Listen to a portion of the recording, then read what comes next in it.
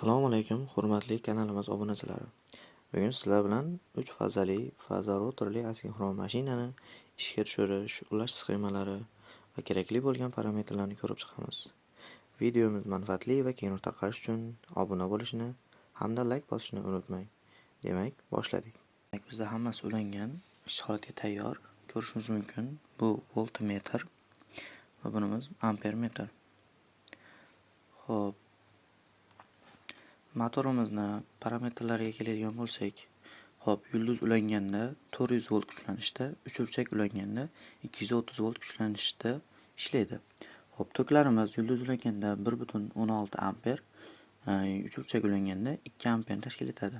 Quvvati 27 kilovatt, ya'ni 270 watt. Kosinus fisi 0.72 va aylanishi, ya'ni 1 minutda 1340 marta aylanadi. Chasatamiz 50 Hz ni tashkil etadi. Biz cho'lg'amlarini yulduz shaklida ulaymiz. Endi buni ishga tushiramiz. Ishga tushirganimizda biroz vaqtni talab etadi. Va mana ishga tushganda o'sha 1 minutda aylanishlar sonini chiqarib beradi. Biz bunga qarshilik ulab qo'yganimiz uchun biroz past ko'rsatdi. Qarshilikni 0 ga olib tushganimizda nominal aylanishi. Va biz bunda ko'rishimiz mumkin kuchlanish hamda tokini. Endi biz bunga qarshilik berganimizda aylanish kamayadi, ya'ni qarshilikni oshirsak aylanish kamayadi.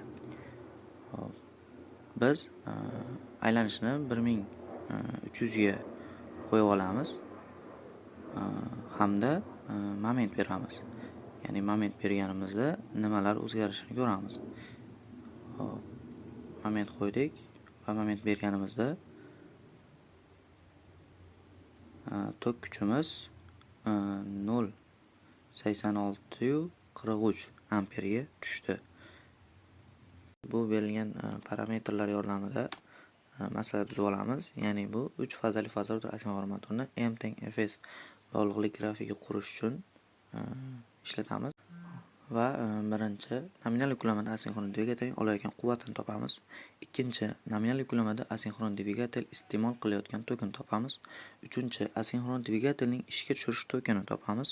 To'rtinchi asinxron dvigatelning qisqa tutashuv rejimidagi qarshiligini topamiz.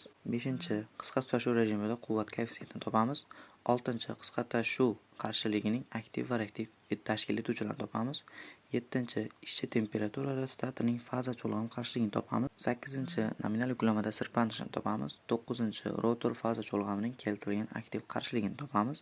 10-chi elektromagnet momentining nominal qiymatini topamiz.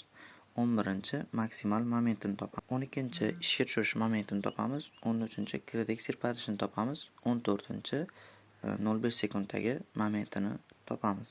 Va topilgan momentlarimizdan foydalanib grafik quramiz. Va bu bizda M teng Fs bog'liqlik grafikini beradi. Shu bilan videomiz yakuniga yetdi.